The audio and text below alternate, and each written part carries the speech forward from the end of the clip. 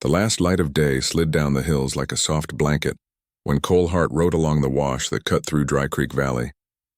He had spent the whole afternoon fixing a stubborn fence line. His shirt was dusty. His hands were sore. He was thinking about beans on the stove and a quiet chair by the window. Then he heard a sound that did not belong to the evening. It was small and thin like a bird caught in thorns. He reined in his horse and listened. The sound came again. It was a human voice, weak and afraid. Cole turned off the trail and guided his horse toward the wash. The sagebrush scraped his boots. The air smelled like dry earth and old sun. When he reached the bend, he saw a wagon tilted on one broken wheel. One side of the wagon sat deep in the sandy bank. A young woman lay near the ground, half hidden by a clump of brush. Her dress was torn at the hem. Dust was on her face and in her hair. She clutched a small tin box close to her chest with both hands. Cole slid down from the saddle and moved slow so he would not frighten her. "Ma'am," he said in a calm voice. "You're safe now. I'm Cole Hart from the Hart place. Can you speak?" Her eyes opened wide. She looked at his face, then at the horse, then at the sky. She swallowed. "Please," she whispered, "please, do not leave me here." She tried to sit up, but her arms shook. "I won't leave you," Cole said. He took his canteen and tipped a little water to her lips. She drank, coughed, and then took a longer swallow. Color came back to her cheeks. "What's your name?" he asked. "Mara," she said softly. "Mara King." "All right, Miss King," Cole said. "Let me check your ankle." He pressed gently. She winced, but there was no bad break. "You'll walk again soon," he said. "But not tonight." He glanced at the wagon. "What happened?" She looked at the tin box, then at the torn wheel. Her voice shook. "This is his game," she said. "He sets the rules and people do not even know they are playing." Cole did not understand yet, but he heard the fear and the truth in her tone. He looked around the wash. The sand told a clear story to a rancher's eye. He saw 3 sets of hoof marks near the wagon. He saw scuffed tracks where men had moved close. He saw a long, messy line where the wheel had skidded. Whoever had chased her had not helped her. Whoever had chased her might still be nearby. He moved fast and quiet. He tugged the wagon off the main track and into a shadow under the bank. He brushed out the worst of the prints with a sage branch. Then he lifted Mara in his arms. She was not heavy. She held the tin box tight as a child holds a keepsake. He settled her onto his horse and swung up behind her. "Hold on," he said. "I know a back trail home. We will ride near the cottonwoods where the ground is soft and quiet." They moved under the pale evening sky. Crickets began to sing. A thin moon rose. Mara leaned back against him. The tin box pressed between them like a small, stubborn heart. When they reached the Hart place, lamps were already glowing in the kitchen. Mrs. Elkins, the older woman who had worked for Cole's family since she was young, stood in the doorway with a shawl around her shoulders. At the sight of the strange girl, she asked no sharp questions. She only said, "Bring her in, Mr. Cole. Warm broth is ready." They took Mara to the spare room. Mrs. Elkins washed the dust from her face and wrapped her ankle with a strip of clean cloth. She set a bowl of broth on the bedside table. While Mara sipped, Mrs. Elkins noticed ink stains at the edge of her fingernails, the kind that never seemed to wash out all the way. "You work with records?" Mrs. Elkins asked in a kind voice. "Books, maybe." Mara glanced down at her hands and nodded. "Numbers and dates," she said. "And names." Cole stood by the window with the lamp turned low. He watched the yard. He saw the dark lines of the barn, the corral, the cottonwoods. Beyond them lay the fence and the open land. He told himself there was nothing to fear under that clean night. But in his chest there was a tight place. He had seen the extra hoof marks. He had seen how the wagon had been run to ground. Trouble had followed this girl, and trouble did not always stop at a gate. When Mara had eaten a little, Cole sat on the chair beside her bed. "You are safe here," he said. "You can rest. Tomorrow we will see what can be done." She looked at him with eyes that still held a shadow. "Men in town smile," she said. "They speak soft. They offer help. But it is a game. Their game. They move the pieces where we cannot see." "What men?" Cole asked, still gentle. She pressed the tin box closer. "If I tell it all at once," she said, "I may lose my courage." She took a breath. "I worked in the bank's back office. I copied ledgers. I tallied loans. I posted deposits. For many months I saw a pattern. Some ranchers were always late by a day on a note that had never been late before. Then a new fee would appear. Then a second fee. Then interest would shift by a small number that looked like a mistake. The next month their cattle sold low because the scale read light. Then the bank offered to buy land for relief. And the land changed hands. Over and over, Cole kept his voice calm. Did you tell someone? I did, she said. I wrote 3 letters and mailed them to families I trusted. But no one answered. Later I learned they never received my letters. She swallowed. The postmaster is friendly. He knows everyone's name. He gave me peppermints when I was little. But I think he is part of it now. I think he held back the letters. Cole did not speak at first. He listened to the wind at the window screen. He chose his words with care. What is in the box? He asked. She touched the bent padlock with her thumb. Pages, she said. I copied entries from a second ledger. Not the public one. A hidden one in a false drawer. It lists names and small payments and notes in the margin about when to push and when to pause. At the bottom of one page there is a sketch of the railway trestle east of town. Next to it is a line in charcoal. Fuse at midnight. Train Friday. Cole felt the tight place in his chest shift to a steady, cool space. He was not a lawman. But he knew what true things felt like in the hand. Thank you for telling me, he said. We will prove what can be proved. But first we will make you safe. Mara closed her eyes for a moment as if holding back tears or sleep. I left in a hurry, she said. Men followed. I heard them behind me at the wash. The wheel broke. I hid in the brush and hoped they would pass. They did not find me. But they will look again. Mrs. Elkins came back with a small lamp and set it on the dresser. You rest, dear, she said. Mr. Cole will keep watch. He's steady as a fence post and twice as hard to move. Cole smiled a little at that, but the smile did not reach his eyes. After Mrs. Elkins went to her room, he stepped out onto the porch. The night was clear. Stars were hard and cold. He stood for a long time with the lamp turned off, letting his eyes learn the dark. That was when he saw it. A faint glow moving along the far fence line, too slow for a rider, too quick for a lantern left on a post. It stopped and started again, as if someone were checking the ground or marking it. He went to the gate at the road and felt along the wood with his fingers.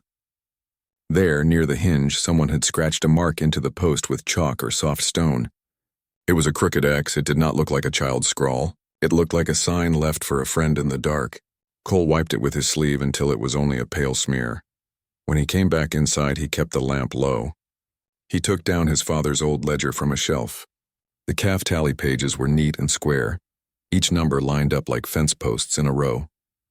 He set it on the table and looked toward the spare room. He thought about what kind of proof honest people need when strong people push them around. Proof needs to be simple. Proof needs to be clear. Proof needs to be gathered without anger, because anger makes a hand shake and a mind miss what matters. A soft thump touched the porch. Cole froze, then moved to the door. A small stone lay on the boards, wrapped in paper and tied with twine. He picked it up and brought it to the table. He unwrapped the paper. 4 words were written in a rough, clumsy hand. Give her. Walk away. He read the words twice. Then he folded the paper and set it in the ledger like a bookmark. He walked to the spare room and looked in on Mara. She was asleep at last, the box still in her arms. He did not wish to wake her, but he needed to see what they were facing. He returned to the table, took a thin file from a drawer and worked the bent padlock with patient strokes until it clicked open. He did not break the lock. He did not force it. He only smoothed the metal where it had already been hurt. Inside the tin box lay folded sheets, each covered in numbers and short lines of careful script. He saw dates beside names he knew from the valley. He saw small payments written with the same hand that had written deposits in the public book. The amounts were not large by themselves, but together they formed a path that led from one man's pocket to another man's desk. On the last page, he found the sketch Mara had described. It showed the railway trestle as a child might draw it. Long lines for beams, a dark river beneath, and a little square for a crate. Beside it, in thick charcoal, were 3 words and a time. Fuse at midnight. Friday. Morning came slow and clear, like gold poured over the hills. Cole Hart stood up from the chair where he had waited all night and stretched the stiffness from his shoulders. He looked first to the spare room. Mara King still slept with the tin box held close. Her breath was steady. That was good. Today would need steady hearts. He wrote a short note for Mrs. Elkins and left it on the kitchen table. Please see to Miss King. Keep lamps low. I'll be back by noon. Then he set a plate with bread and honey by Mara's bed in case she woke hungry. He did not want to wake her yet. Rest was part of safety. Cole saddled his horse with quiet hands and led him from the corral. The air was cool, the kind of cool that holds a promise of heat by midday. He took the back trail through the cottonwoods and followed the river east toward the railway trestle. The ground near the water held clear prints, even when the rest of the land turned to light dust. If there was proof to find, it would be there. As the trestle rose ahead, long and straight against the sky, Cole slowed his horse and dismounted. He tied the reins to a low willow and walked the last stretch on foot. He kept his steps careful and light. The trestle's tall beams crossed the river like a wooden web, deep shadows below and bright planks above. Cole knelt at the riverbank and studied the dirt where water had dried in small lace patterns. There, boot prints, sharp at the heel and blunted at the toe, the kind made by a man who carries a load. Beside them, a faint trail of dark dust sifted out of a burlap seam. He touched it with one finger and brought it to his nose. It smelled like old matches. He did not touch the prints again. He did not want to disturb what could help them later. He looked for anything else. A thin scar line in the dirt led from the prints to a beam where a strand of hemp had caught and left a whisper of fiber. It was all small, but small things make a chain. Cole stood and listened. The river moved slow. The wind flicked the willow leaves. Far off, a hawk called. No one else was there. He took mental note of each detail and made a simple plan in his mind. Then he rode back toward town. The town was waking when he reached the main street. Store doors opened. People who knew Cole lifted fingers in a mourning sign. He tipped his hat with the same calm face he wore on branding days. He led his horse to the small office by the tracks where the railway agent worked. Mr. Hollis was a tidy man, with sleeves rolled to the elbow and a pencil behind one ear. He looked up as Cole pushed the door. "Morning, Hart," he said. "You need freight papers?" "Evidence papers," Cole said in his level voice. He closed the door behind him and kept his words short. He spoke about the trestle. He spoke about the sketch in Mara's box, about the strange dust and the rope fiber, about the Friday train. He did not add any heat. He brought out one copied page and set it flat on the desk so the numbers could speak without help. Mr. Hollis read it twice. He did not smile or frown. "I am a railway man," he said at last. "My work is to keep trains on rails and people safe. If what you say is true, we must move with care and with record. I can slow the Friday train at the ridge. I can pull 2 trusted men from the coach to witness what we find. I can telegraph the district marshal now." "That is enough," Cole said. "Thank you." Mr. Hollis went to the telegraph sounder and began to send, fast and neat like a sewing machine guided by a steady hand. The sharp little clicks filled the room. He sent the facts only, no names yet. Just the place, the marks, the train time, and a request for the marshal to come by noon if possible. When he finished, he rose and took a fresh ledger, wrote the date and hour, and noted that a rancher had brought warning and a copied sketch. He asked Cole to sign as witness. Cole did so with his slow, careful script. "Do not speak of this to the sheriff until the marshal arrives," Mr. Hollis said in a low voice. "The sheriff is a decent man, but the bank's shade falls long." "I understand," Cole said. He left the office and walked down the side street toward the church. He did not like to draw lines between friends and others, but this morning asked for a small line. The churchwoman Mrs. Elkins trusted was there, sweeping the front steps. She was tall and kind and used to keeping quiet about private matters. Cole told her just enough. A young lady needed a safe hour. Could she sit in the back room with the window shade down while he handled ranch business? The churchwoman nodded and opened the side door. Cole rode home at a steady lope. When he reached the gate, the chalk mark was back, but different. A circle around the crooked X as if to say, "We see your answer." He wiped it off with a wet rag and threw the rag into the stove. Then he went inside. Mara was awake, sitting on the edge of the bed with the tin box in her lap and the bread plate empty. "I thought you had left," she said, and her voice shook a little. "I leave when cattle wander," Cole said. "Not when people need help." He told her about the trestle prints, the dust, Mr. Hollis, and the telegraph to the marshal. He told her about the safe room at the church. "You can rest there for a few hours," he said. "Mrs. Elkins will sit with you. I will keep an eye on the trestle at sundown. Mara closed her eyes in relief. Thank you, she said. I have been afraid for so long that my fear began to feel like part of me. It is good to set it down for a minute. They wrapped the box in a plain towel and tied it with a strip of cloth. They avoided the road and took the cottonwood path to town. At the side door of the churchwoman gave Mara a warm nod and a cup of tea. Cole left them there and returned to the open land. That afternoon, Mr. Hollis sent a boy with a note. Marshall inbound. Train will slow Friday. Keep close watch. Cole burned the note after reading it. He spent the heat of the day mending a gate in plain sight, so anyone watching would see nothing unusual. He moved without hurry. He did not want to change his shape in the eyes of the town. As the sun slid toward the rim of the valley, Cole rode back to the trestle. He tied his horse in the willows again and found a place to sit among the shadows under the beams. The river made a low, even sound. He waited. At dusk, 2 figures came along the far bank, moving like men who had walked this path before. They carried a small crate between them and a coil of fuse. They did not speak. They set the crate near a piling and began to measure the line with small, careful pulls. Cole did not make a sound. He watched where they set each hand and how they tested each knot. He watched the way one man checked a pocket as if counting, and the way the other kept glancing up at the rails. They were not clumsy. They were practiced. When they stepped back to look at their work, Cole moved with the river's hush. He slid along the beam, reached the free end of the fuse and drew it away with a slow, steady tug.